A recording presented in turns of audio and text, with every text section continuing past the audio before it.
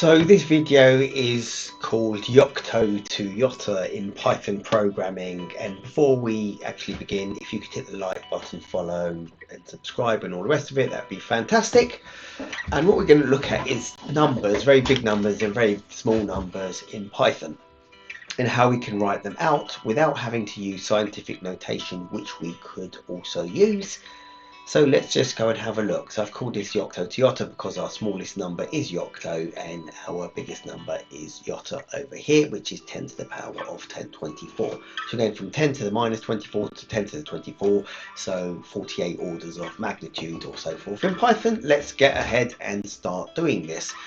So the first thing that I'm going to do is just start with a normal number. So I'll do num and we'll just say our number is 100, for example, and we're used to that kind of thing.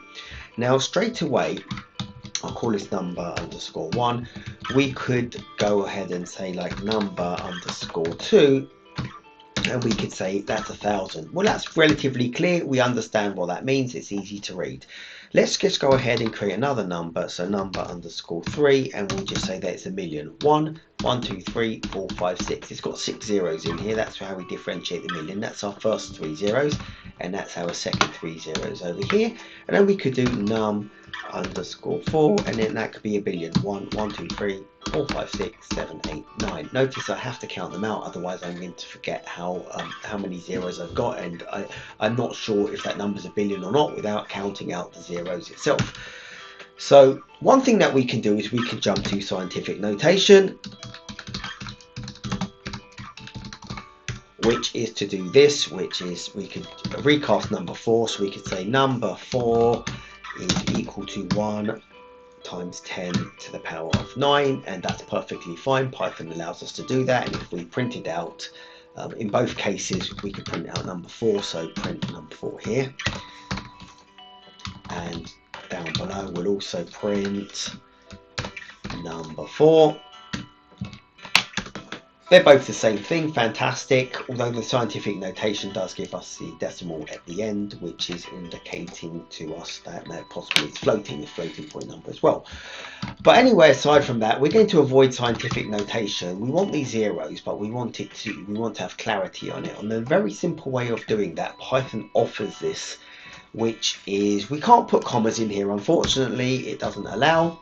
So it would throw, I believe it would throw errors. Let's have a look actually what happens. Well, actually at times it thinks that we're creating a tuple over here, so we definitely can't throw zeros.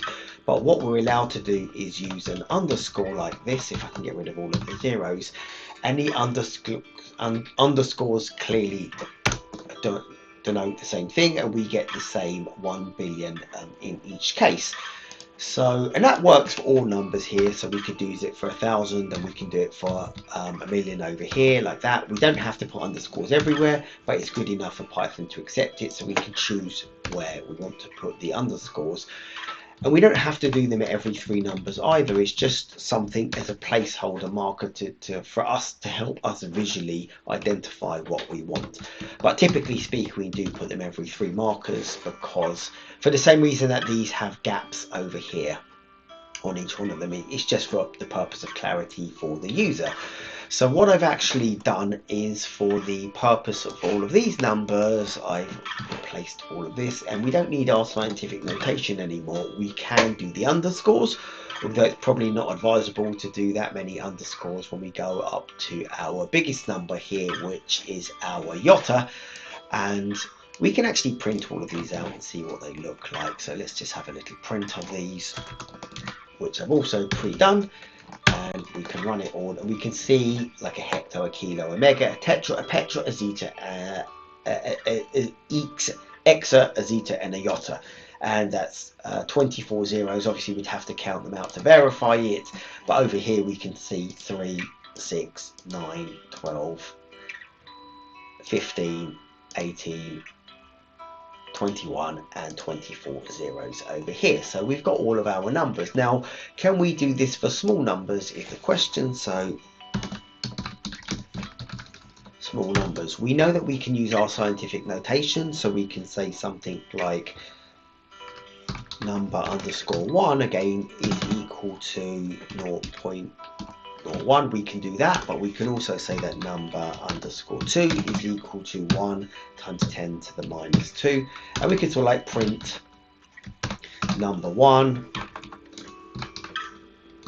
and we could print number 2, and they are both perfectly acceptable. They're both allowed and they look exactly identical.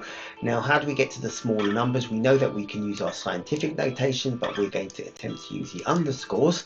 So let's just try and do this, and I've created a little list, and the list of small numbers now looks like this.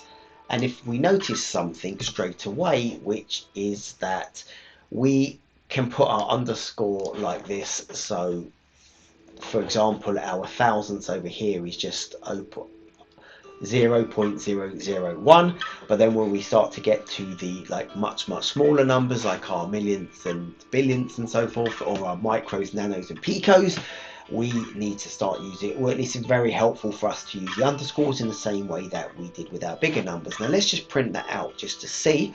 And I put a ... here just to save having to do all of these other orders of magnitude in between, but we can take it that they do work, and they work up till the full number. So let's just print those out. So we've got number 1 and number 2, which is our first numbers, but then we've got millis, micros and so forth. So let's just run this little piece of code a second time, and indeed we do get our millis, our micros, our nanos and picos. Notice how these are converted into scientific notation. So for the purpose of our user or the coder themselves, they can use the underscores, and then for the purpose of Python inside the code, it can use the scientific notation for itself. So the computer uses the scientific notation, and the human can use the underscore notation where it's convenient. So if you like this video, hit the like button, the thumbs up, the follow, subscribe, and even if you don't like this video, still hit the like button, follow, thumbs up, subscribe, and all the rest of it. Thank you.